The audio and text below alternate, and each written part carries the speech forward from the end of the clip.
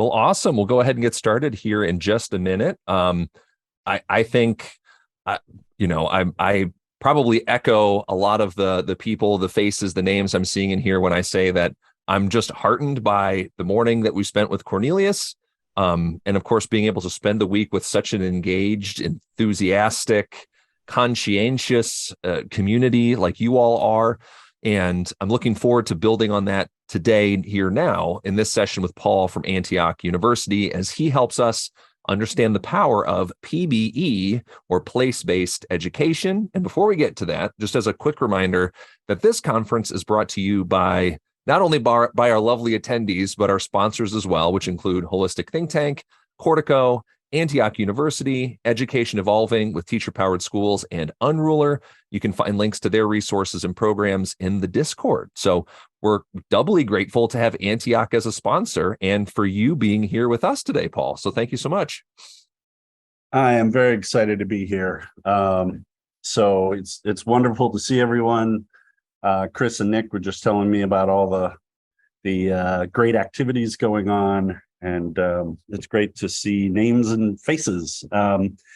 Let's see, I'm going to share screen.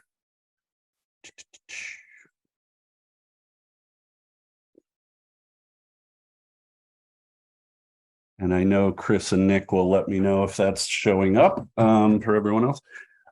So it's great to be here. Been getting to know, I just met Nick, but been getting to know Chris for a bunch of months now, and we're so excited to be a partner in this. And there's a lot more Antioch behind me, so literally and figuratively.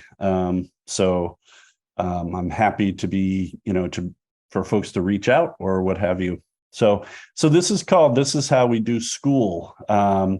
Place-based education breaks down the walls, and this is going to be interactive in different ways. So I'd love people to, when we go to the Brady Bunch screen, as I call it, I'd love to see people's faces, but of course we can't require that. But it'll be interactive using the chat a little bit. I'm hoping for some people to be brave and unmute and share at one point, and we'll also be using Figma, and that's the first time I'm using that, so it should go well. But I have good folks to back me up if it doesn't. So just an opening, couple opening features. One is who is this guy Paul? Well, I'm a faculty member at Antioch University, New England. So we have campuses across the country, in Ohio, where Antioch College started, but we also have campuses in Seattle, Los Angeles, and Santa Barbara.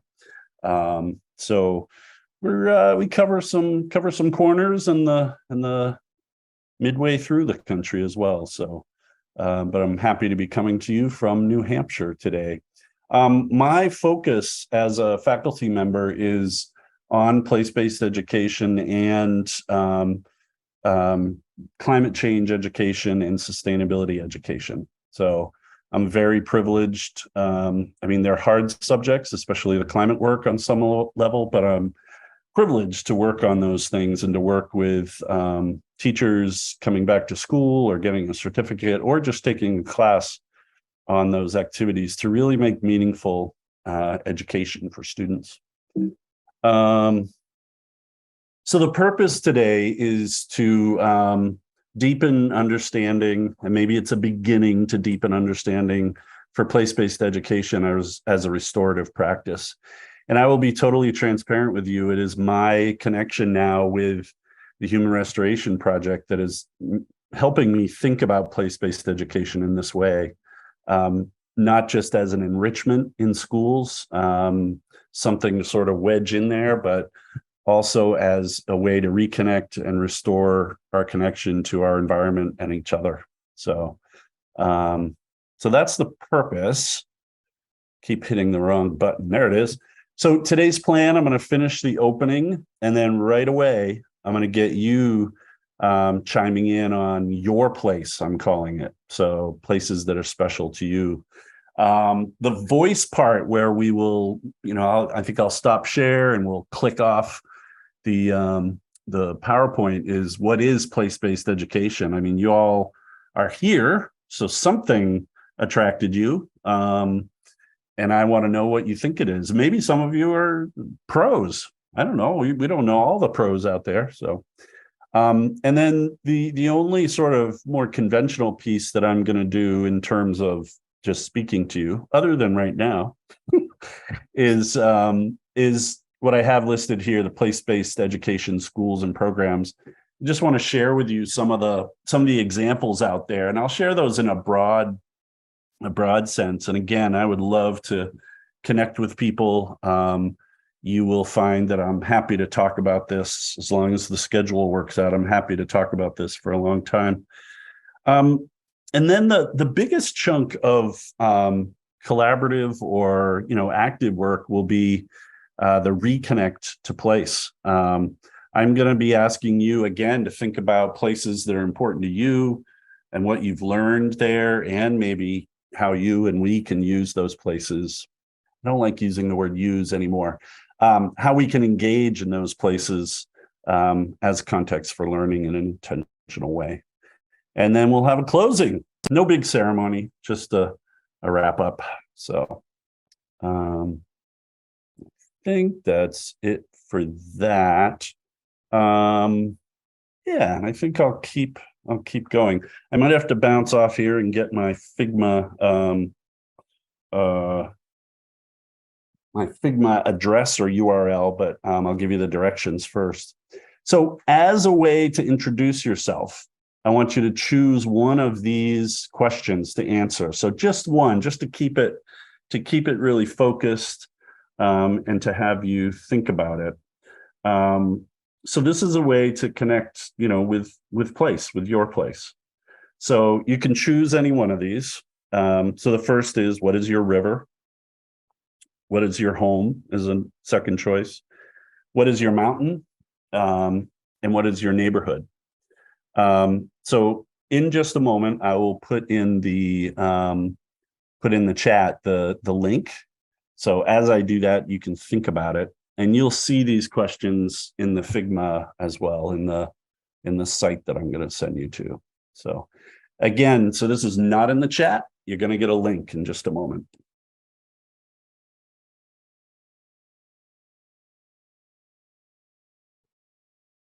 Nope. If I can find it.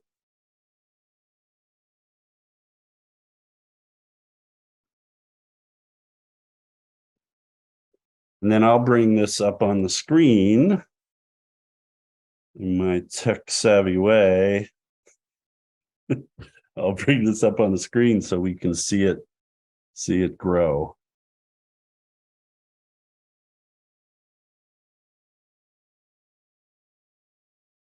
And Chris and or Nick, let me know if I'm seeing activity. Awesome. Yeah, we're good. So you want us to fill in these Post-it notes here on the left? Yes. So if you landed on a big yellow block, oh my God, look at that activity. I love it. Okay, I got to share that. It's like a flurry of activity, you guys. It's wonderful. Can I ask a quick clarifying question, Paul? Sure. When you say these, are these metaphors, or are we taking these literally in the sense of, like, in the sense of place, or in the sense of, because I can imagine rivers as transportation, mountains as barriers as well. Mm-hmm. Are we talking literally, metaphorically? Help me clarify that. All right. This is something I'm gonna choose to say my students loving me.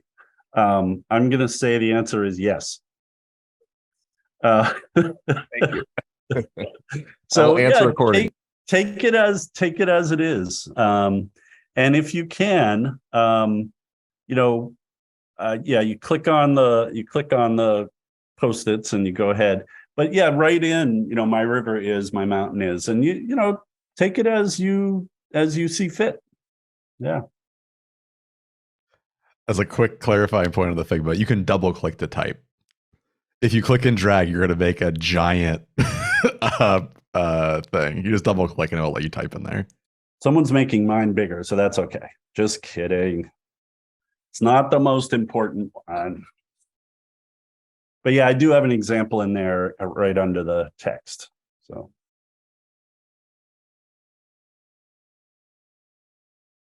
And I see someone who's, taken their own route, which is also part of the yes. Not a river, but my watershed is a lake in our valley, Deer Lake. Wonderful. This should be meaningful to you. There isn't just one way to be connected to place.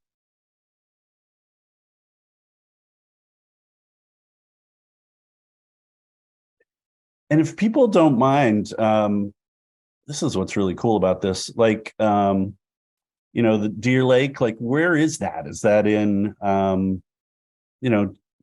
guess that's more of a conventional way to think, but what state is that in?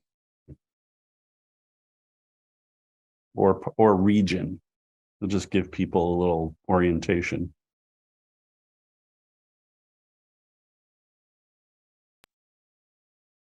I will add a quick note just on navigating Figma.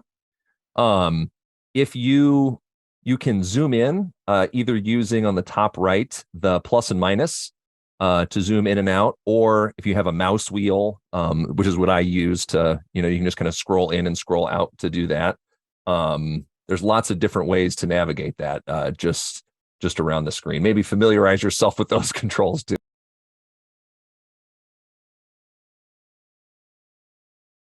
And what's so interesting about this space is that it's it's expansive, I believe. So I found myself like, wait a minute, I just put something in here, but it's gone. I was just in another part of the universe. That's all. Oh, and someone's using the what do they call the stamps, I think. You have no idea how much I love these stamps. There's some deep cup stamps in here. If you go down to that little button at the bottom, the stickers and stamps. Oh my God. Oh boy. Is that you who started that there, Chris? Whenever we use these, so I mean, if anyone doesn't know, we use Figma for pretty much all of our presentations. And I always troll Nick by putting in random stickers while he's trying to communicate something. But I never got to use this when I was teaching, but if I were teaching, it would be highly experimental at first. I would attempt. Well, welcome to my world. And, I saw someone's posting in Rio de Janeiro. So this does not have to be in the States. That was a bit US centric of Paul. So I'm gonna voice some of these, if that's all right. So in a literal sense, Iowa was flattened by glaciers a million years ago. But metaphorically, my mountain is a struggle to understand my role in education. Very cool. Yeah, place is not always tangible, or doesn't have to be. Tres Catarinas. Hopefully my pronunciation is okay. Barton Creek. Ryan, where's Barton Creek? So Deer Lake is in Washington. Another Seattle area. Don't forget to check out Antioch in Seattle if you haven't.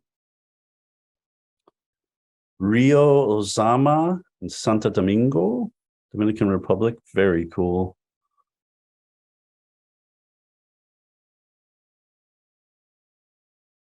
Lots of rivers.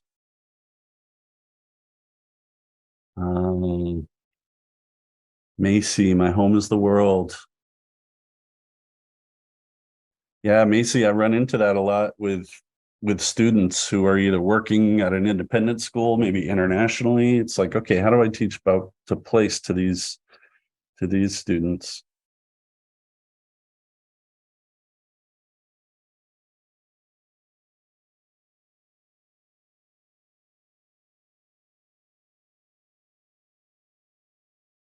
And let's see, I see Nick hovering over. Oh, that's you, Nick. I love this. Oh, we got a shout out for the one I'm looking at. Detroit River. I'm in Windsor, Ontario. So some Indigenous perspective as well. So important. Utah. This is wonderful. So definitely, if Chris or Nick, if you could see in the chat, let me know if you need more time. And maybe Chris or Nick, you can let me know if that comes up. But I'll start to wrap up this part. But I thank you so much. And I don't know if my perception, my read is correct, but I feel like it wasn't real hard to come up with this. It was something that just with a little thought, you can go, okay, I have this connection. And a lot of nature here. And I don't know if I've seen everyone, but and that's sort of where I pointed you as well, in nature. So anyone need more time in the chat? Nope. Okay. I know I can see it, but all right. Looks good. Cool. And we have at least one person that had some issues getting it loaded, but I'm assuming if they just write their stuff in the chat, we'll just add that in. Yeah. Okay. All right. Great. So I stopped that sharing. I just want to go back to the, oops.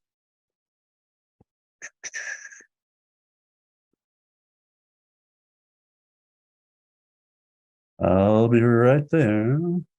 I'll signpost real quick while you're looking for that, Paul. But Please. One of the cool parts about Figma relative to just having Zoom or a presentation is that, when the Zoom call ends, the chat goes away. And that's why we've been encouraging everyone to jump over into Discord to get their thoughts there, because it's kind of ephemeral. It goes away. But with a tool like Figma, that can be there as an archive of this conversation, of our notes, of links, of resources that we're co-constructing at the same time. So we're kind of building that artifact that we can come back to even when the Zoom session goes away. So signposting that as a pedagogical tool is pretty cool, as opposed to just having the asynchronous back channel chat.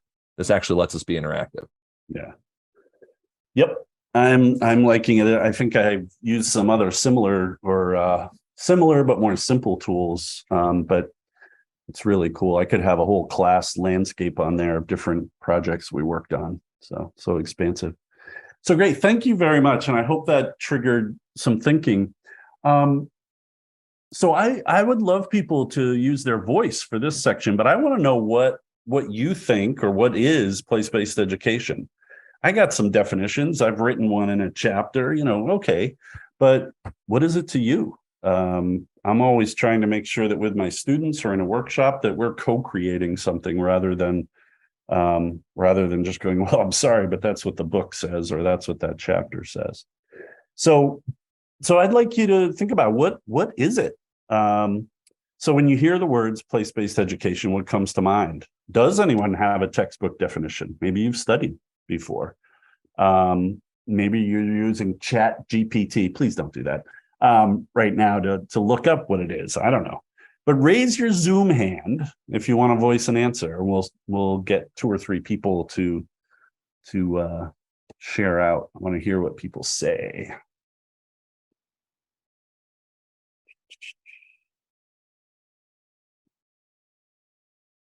There we go. I'm just going to give it a little more time, Julia. Thank you. Don't be shy now. Oh, boy. There we go. All right, great. Julia, do you want to unmute and share what your thoughts are? Absolutely.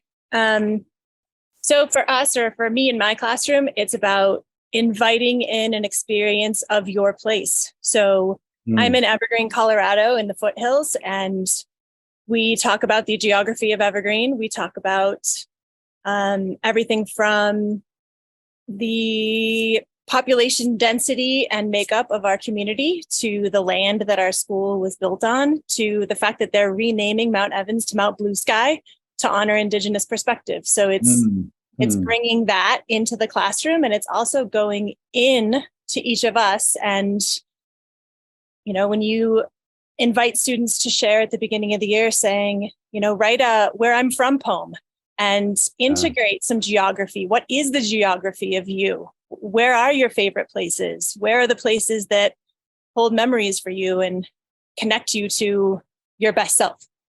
That's my Yeah, definition. that's great. And can you just say again the first part? I loved all the backup, all the, it's like you put out that invitation. That's what I want to hear again. And then all those ways you do that. But can you say that again? Yeah. So it's the invitation of bringing your place, your geographic point, your latitude, longitude into the classroom. Yeah, that's great. And then similarly, so inside out, outside in, right? Mm-hmm. You bring that in and you kind of mark it. It's like a marking point. So it's more than just, hey, we're at this latitude and longitude on the map. This is who we are within this space. And this is where our classroom rests within the space of geography land that currently exists. Yeah, love it. Love the inward to outward, really expansive as well. That's great. Thomas, what do you got? I don't think I'm going to nearly be able to do it justice as well as Julia has. I Oh, don't no. have the training in place-based education. I've just observed what we've done at our school. So what I've seen is it's been a real connection to the biological and ecological aspects of the land itself. A lot of, one of the key things that we point to a lot is that our fifth graders are empowered to be river keepers, where they are taught kind of a little bit about riparian zones and how those function and what steps they can take to care for the riparian zones on our campus. And so that's a real way to kind of tie people to the land. More broadly, in my own kind of personal practices, I think that when I hear place-based education, a big step for me is this is kind of the first step in changing our colonial system of education towards a more indigenous or a new indigenous way of education by rooting in the place itself, by re-indigenizing it. That is not to, of course, overwrite or to disguise actual indigenous voices in education, but rather to honor them and try to get back to those practices that we know can be really beneficial for the humans involved. Mm-hmm. Yeah, you'll hear me, such great stuff, Thomas, and you'll hear me mention, I'm not going to go too much in depth, but you'll hear me mention that, in a moment or two, that this is not new. I think when I started out, it was like, this is a new thing that I can do, and it's not new, and it's maybe a new name for something, but it's not really new. So. And it was Indigenous people that have been doing Indigenous place-based education for a long time, and it's not what they call it mostly. So, Mason, what do you have? No worries. Sorry, there are some planes flying over my house right now. I don't know if that's being picked up on the microphone or not. For me, they're checking out your place. Good. Yeah. For me, place-based education is like a connection with the community that you're in, as well as like the more ecological side of things. Like there are lots of different resources and places of knowledge in the community around the school. And so being able to access those as part of the education, as opposed to having all of the education contained inside the classroom and cut off from everything else. That's place-based education to me. All right. Very cool. And Leah, we're going to round out with you and Monique. I would love for you to just jot down your idea, if that's all right. Just thank you so much. Hi.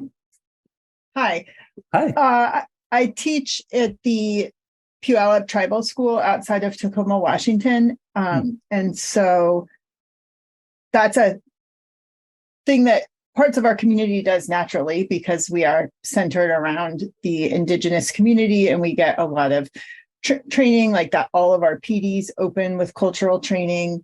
It is not perfect because we still exist in the state of Washington in the United States. And so there's all sorts of not place-based education as well. But some things that I see us do well in terms of place is like we have science classes that are dedicated around like rehabilitating our school's property and like rebuilding the lake and putting in fish in it and all of those kinds of things. And so that is not my area of expertise, but it is a thing that I see happening in the Indigenous community that I work for. Great. Yeah, and I'll share in just a moment some of my experience in the Northeast with Indigenous the Indigenous community. So thank you so much for that. And so at least with those folks, the sampling that's shared, there's a lot of nature connection there, but definitely some, identity, sort of a bit of what I'm doing with you today, looking inward, and the Indigenous connection. So all great stuff. So what I want to share with you now is, I have place-based education network in quotes, just because this is not an official network. So I have scare quotes. It's places that I know about. And that's just as you were talking, Lee, I thought, oh my God, I forgot one, which is really bad, but I'll verbalize it. But anyways, this is a network in a couple different levels of things that Antioch's involved in, and just some great examples out there. And everyone who just shared, I think, talked about examples that I don't know those places at all, I don't think. And look at that. It is going on in so many places, and there's such great work to be celebrating. So I did want to share this David Orr quote, and I'm not going to read it. You can read it. It's probably pretty big on your screen.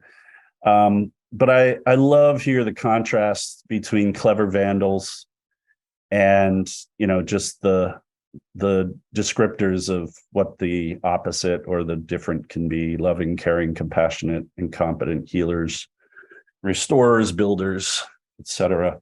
Such a great quote from a 2017 book. It was a foreword in a book that's been very influential. So for me, this is a definition, I've got some different definitions working in my head, but this is a pretty straight up forward one for me. And it's place-based education. And this word intention, or intentionally, is very important. Intentionally designing learning experiences in the natural, cultural, and or built environment. And I think in my experience so far, it's that built environment that often, doesn't get touched on. So place, to me, we have both a nature-based program at Antioch and a place-based program. Tons of overlap, but they're not the same thing. Place is more expansive. This is what I just loosely termed a support network of organizations out there, and I'm sure there are others. Some of you may work for them. But Antioch University, of course, we have been for many, many years close partners in different ways with Teton Science Schools, which, I don't know, within the last 10 years, they basically reoriented themselves to place-based education. If you go to their site, you'll see that. Shelburne Farms in Shelburne, Vermont, up near Burlington, Vermont, is an incredible organization. I have lots of close colleagues there. They work on a program called Promise of Place, which is the National Parks is involved with that, and a couple other organizations in promoting place-based ed. Peer Associates is in it. They help organizations evaluate their programs. The Green Schools National Network, if you don't know about them, you should. They are really focused on systemic sustainability change and place-based change in public and independent schools. And the University of Vermont, I have a close colleague, Simon Jorgensen, who has pretty much the same job description as I, that's working in place-based education and sustainability ed. So all of these organizations, sometimes together and, a lot on their own, just support a lot of schools and teachers implementing place-based ed. And I think, I don't have all the mission statements in front of me from these organizations, but it's about, it's about connection. It's about relationships with land and each other and all these organizations. So again, Indigenous notes have come up a fair amount. This is just an image of the opening page on Atowi's website. This is an Elnu Abenaki tribe in what is now, or what is some call Southwest Vermont. Wantastagok is the Indigenous word that names the area where Brattleboro, Vermont is. And I said Southwest, it's Southeast Vermont. So this to me is Indigenous place-based education, and they don't necessarily work directly out of schools. In fact, they don't. This is a nonprofit organization. And I just love, they carry the language right through this site, of course, and Atowi means together in space and time. And I'm very privileged to work with a gentleman named Rich, who is the liaison from this Elnu tribe, and he's also a co-director of Atowi. And you can see their focus is place-based understanding, maybe place-based education. So, but he leads a lot of walks in our area and is just a very generous person with trying to meet this mission. Switching over to Burlington, Vermont, there's a newer pathway, if you will, in place-based ed called critical place-based pedagogy. So this is integrating the the power and colonization angles to, not angles, the embedded facts of of the power differentials. When I started with place-based education, it was, you'll see me name it later, it's liberal place-based education, one author calls it. And it's about, hey, we can just explore place and museums. And it's like, wait, who can do that? What barriers are up?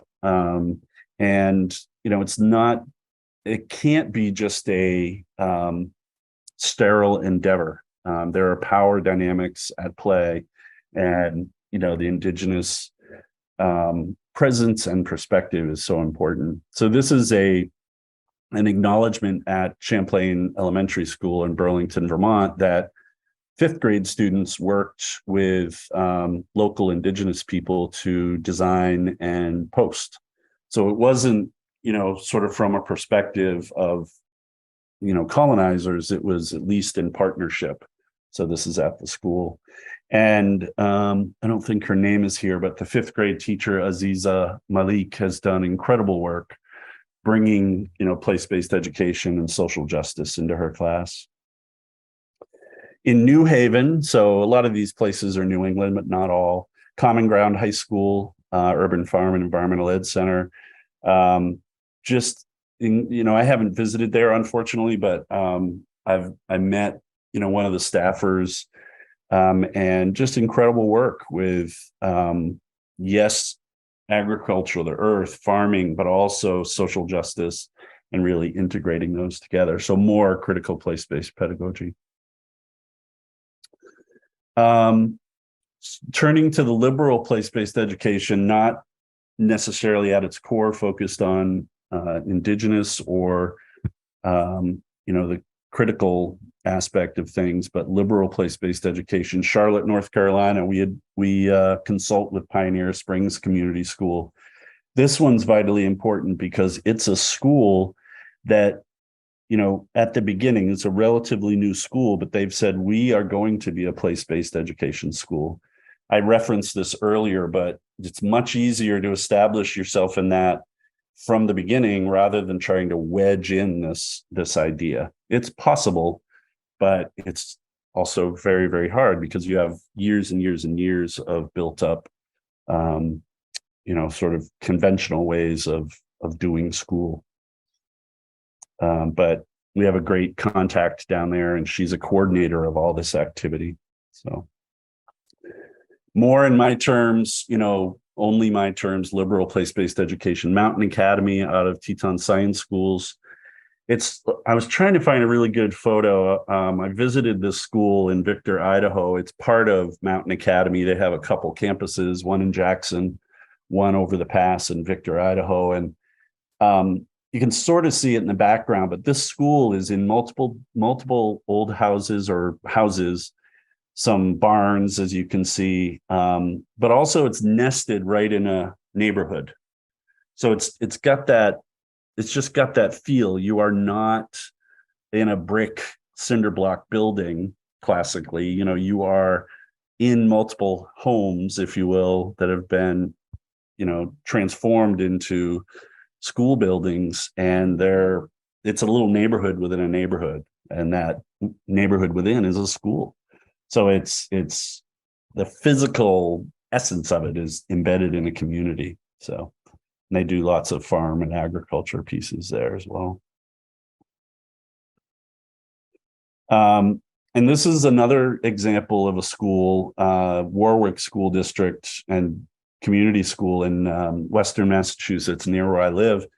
We are working with them as well, consulting, and they're labeling things as nature-centered and project-based, which is fine. I am happy to talk place-based education, and I don't really care what it's called. I want it to connect people to their surroundings in meaningful and intentional ways, and with each other.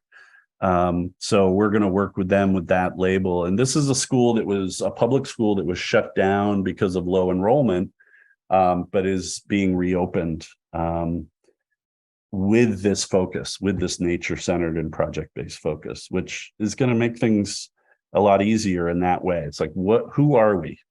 And they're very clear. It's not a conventional public school anymore.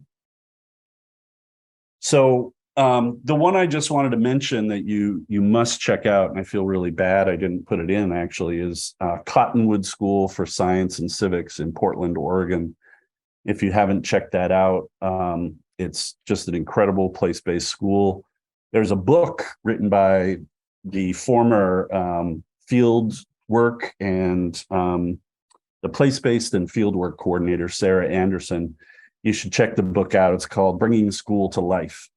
So it's a great book. It's great to have her writing, along with, David Sobel, Gregory Smith, David Greenwood have written, both across the spectrum of especially critical place-based and liberal place-based education. So, but Sarah Anderson and Demarest is another author who wrote a curriculum design place-based book as well. So forgetting her first name right now, maybe someone knows.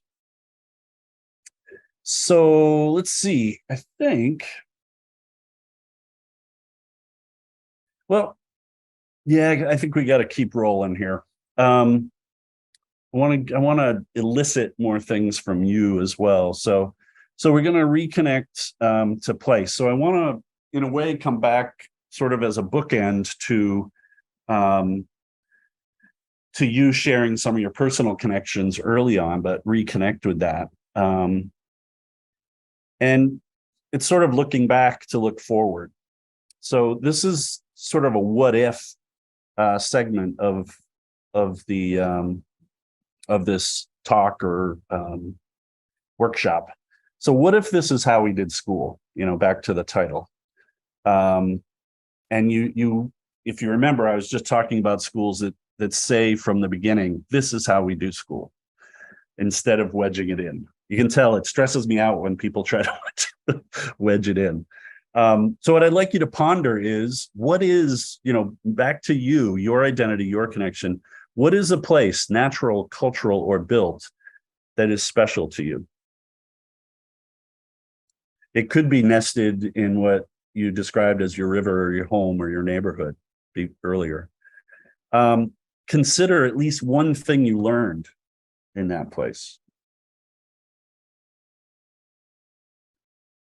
And then answer, what is one additional thing you can learn there in the future?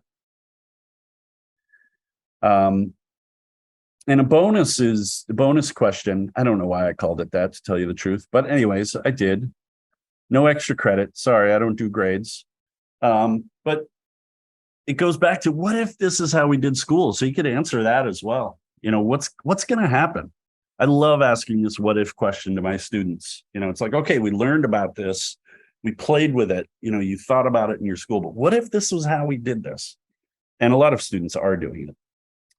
So what I'd like you to do is I'll put the link in again.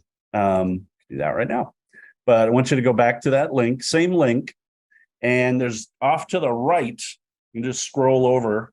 Off to the right from the Post-its, there's a big old gold box, and there are some directions there that are the same as the directions I just shared with you. So there's that again. So go there, and you can either use Post-its or just make a text box. You can play with other features. Everyone's been great about giving each other space, but just make sure people have their Figma voice. I don't think that's a thing, Nick, but I just made it up. So I'll stop share here, and I'll bring that up so we can see things grow and happen.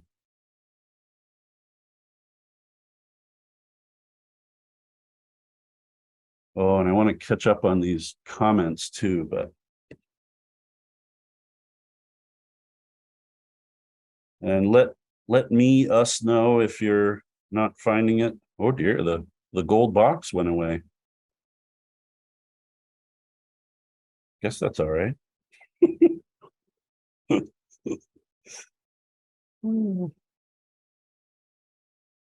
The box was just to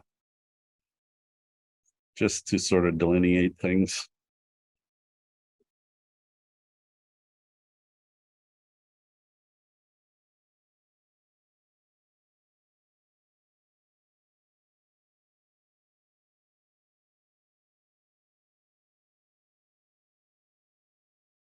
So yeah, jot your thoughts and then scroll about and see what other people are saying.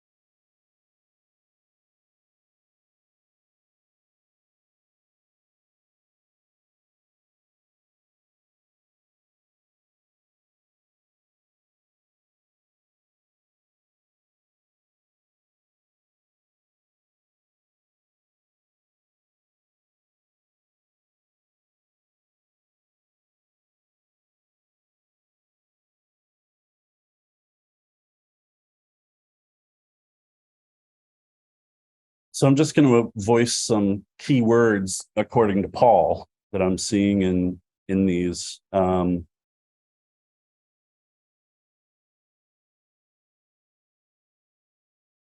Home, change, exploration, radical. I think I saw opposition.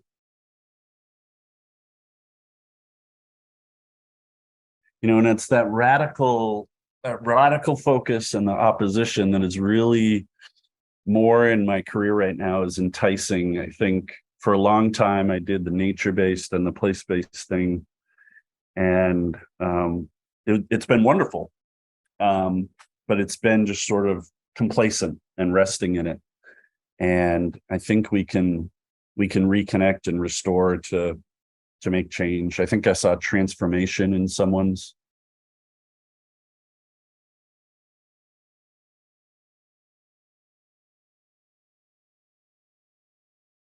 I may be a little bit too much of a downer, but I a lot of my career, I think people have looked at the work, not just my work, but nature-based work, and it's like, oh, isn't that nice? That's cool. It's connected to nature. And it is, it's wonderful. It's important. And I think we have an opportunity. And I think it's Chris here who is getting at something that I also think about, is that engaging K through 12 students in this, not just them, but everyone, but K through 12 students especially, they're not in training, whether it's place-based education or math or games or whatever, they're not in training to contribute. They are ready to contribute. My hunch is I don't have to sing that loud to this group, but I think that's another contrast with a message of most of my career has been, oh, that's cool, you're outside, you're in nature. But it's like, yeah, and those kids can contribute, not just be enriched. That's important too, but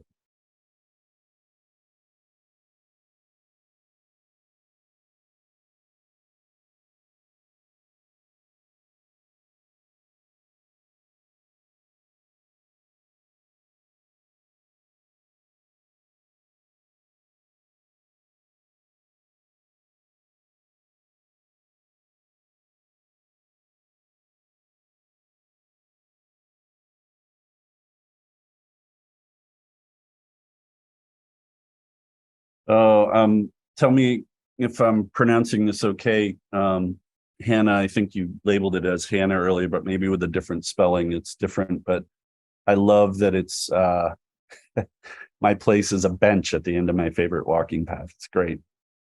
Time of, rest, mindfulness, maybe. It's great.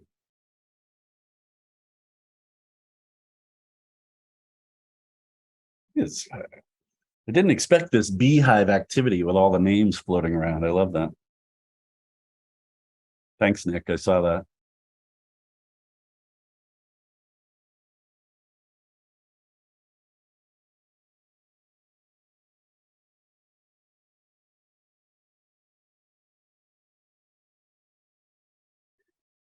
So I think I'd love to turn to, maybe talking more. I forget the person's name that I had write their thing. Maybe they want to see if I can find them. Monique, I think, if you wanted to speak now, or but anyone else, I wonder. I'd love to know if people have, where they picked up. There's such great information and ideas about place-based education from everyone. I'd love to know where you picked it up, or if it's just natural, you didn't even call it that. But also if you have questions or thoughts. I wanted to have time to just reflect, and we can mix it up again with some voice in addition to virtual post-its and such. So raise your hand if you want to chime in. I'd love to hear your experiences or comments or what have you.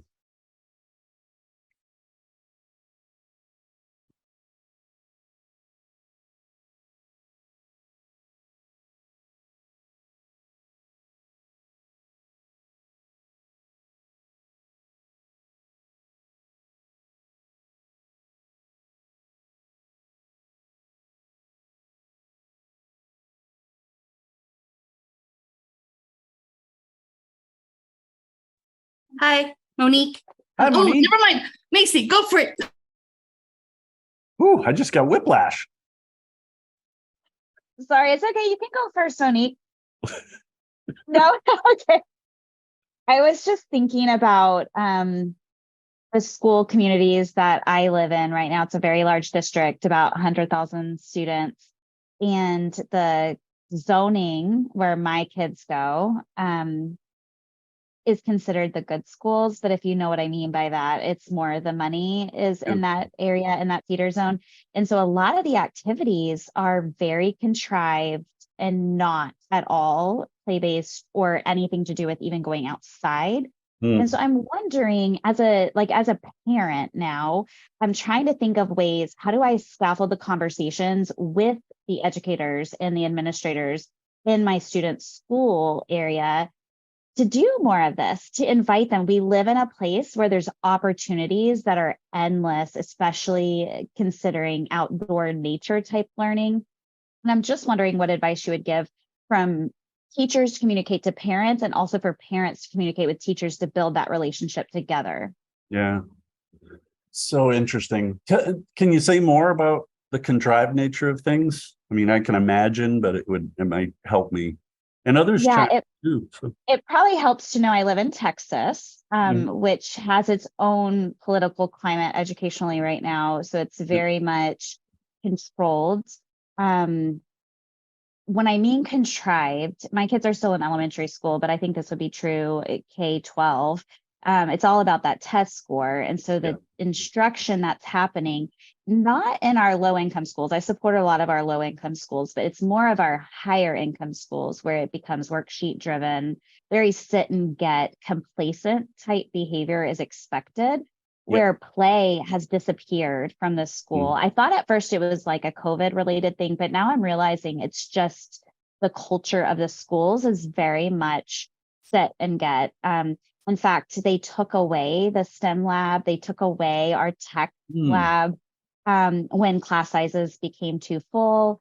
And so now I'm in this position where I need to advocate for some of these teachers too, who are begging for this. And since I'm in a role that supports educators, I feel like there's something I can do to start this. I'm just not sure. What would your advice be? Like, how do you get this collective effort to pull this into schools so it's not just this add-on, but a way that our schools are re-envisioning the way they can work? Right. So that's really helpful. I mean, the context, and there's quite a trend in our country. It's pretty big and spotty on some level. New Hampshire is actually very controlling these days as well, especially about the sort of social stuff, the critical race theory and such. So I think one thing that pops into my mind, I'm wondering about if there are local nonprofits or organizations, that nature centers or what have you.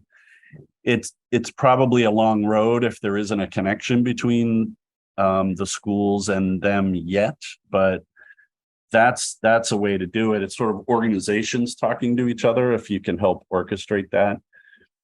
There are multiple examples up here where nonprofits, pretty long standing, are having educators go into schools, work alongside, hopefully, but often, teaching natural history. I did that for 4 years.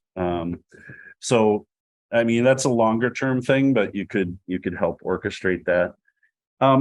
There's some pretty good evidence out there, through evaluations, that group peer associates that I mentioned. If you just search on them online, they have lots of reports and such that you can look at.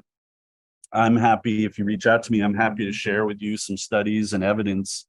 There's even a 2-pager that I have about the benefits of place-based education, or the student gains from place-based education. And that can help as well, those conversations. The Green Schools National Network, I mean, it's hard. The district has to really invest and be ready for it. So it's going to be most likely hard for you to go, oh, just talk to Green Schools National Network. But they work at a systemic level. And again, that's a bigger job maybe than is for you, but it's something to keep in mind. And they do incredible work. So not great answers. I mean, small steps, if you can just those individual teachers that you can, help influence, it sort of can grow. But especially that evidence, there isn't just one way to achieve those standards. And boy, do we push back, especially in the public schools, have to push back on the accountability that's been with us at least since the 80s. We've got to compete with the rest of the world. We've got to have, the best workers. And, there's some truth in that, but boy, is it taken over really nastily. And but I'd be happy to connect with you more, Macy. I have a sickness about talking about this. So Monique, what do you got? have no amazing things to say. You asked the question of like how we came to it and things like that.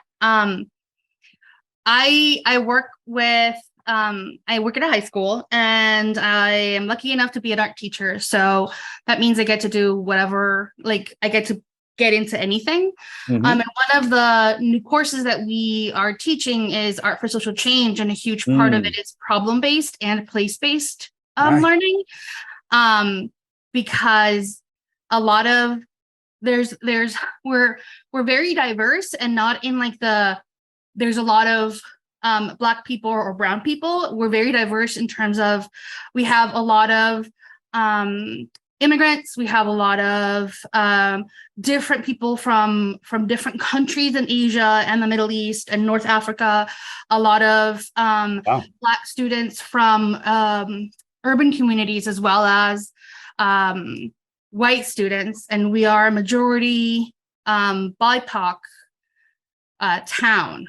That said, there is a lot of conversation around always fixing that over there and never doing anything here or looking in the mirror. So there's a lot of that students are now wanting to realize, that there's a sense of legacy, that as they pass through the halls, as they walk through the halls, as they go from elementary to middle, from middle to high to wherever, that their work here is legacy, is leaving their mark in some way. And the students that I am so flippin' lucky to work with really are choosing to be doing that work. So that's a thing. So they want to participate. They want to be involved. Yeah. We do have a requirement for the arts, but for graduation. And at the same time, we have a huge variety of courses that they could take.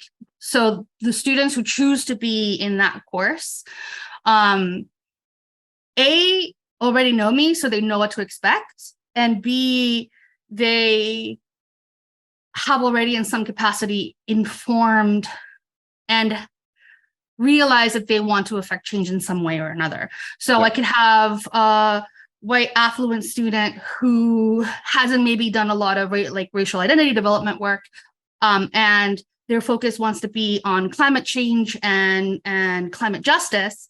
And then all of a sudden they're learning about the intersectionality of that with the history of racism in this country, alongside with the student, because the other student is coming in with a very different perspective. So it's a really cool, they're fantastic. I mostly just got out of the way. So. That's great. Well, I think it's an example of, I want to share this book with everyone. You should check it out. It's called Placemaking with Children and Youth. Louise Chawla, who's done a lot on children's participation, is like the second or third author. But just an incredible book. I use it in one of my classes, and the foundation of the book is what I said earlier at one point. Children, they shouldn't have the problems that we have, the wicked problems we have hoisted upon them, and they can contribute. They can contribute to, to our civic life and to our community life. And like you were just saying, your students want that. And it's different at different developmental levels, I think. But that's just a great book, just chock full of not just ideas, it's got the narrative as well, but ways to engage children and youth in, enriching and placemaking, which is an overlapping concept to place-based education. So check that out. And that's great, Monique. So I need to wrap up. I would not be a good faculty member if I didn't, remind you or tell you that we have concentrations and certificates in the topics that are listed on the screen. Every one of these, we have all these niches and names for things, but there's so much overlap with these things. But I'm biased, of course, but we have great programs. Spread the word and share, please. And I would love people to reach out. We're not going to do this chat thing that's on the screen, but love people to reach out. I love networking. There are clearly more schools, whether in small ways or large ways, that are doing this work, because you all just talked about it in your own programs. And we need to celebrate that. We need to grow it, because it's a way to go. It's a way to restoration in a lot of different ways. So thank you so much. Thanks for all the chat comments. I don't know if I can stay on for a bit and check those out. I haven't seen all of them. So, but reach out. I'm sorry I don't have my stuff up on the screen, but you can find me on the Antioch website, and maybe through contacts with the conference. Not sure. So No, be well. That's awesome. Thank you so much, Paul. Huge applause. Thank you for guiding us through this, taking a chance on the Figma, which I hope reaped rewards for you. I hope it's a tool that you used in the past, and hopefully then for the educators here who got to experience it, kind of seeing what that could be like as a tool in your toolkit as well. So awesome content, got me thinking. Of course, keeping the enthusiasm, the engagement, the conscientiousness going here. So thank you so much, Paul. And take care, everybody else. And Chris and everyone. Yeah. All right. Thanks Have a good for one. being here. Talk soon. See ya.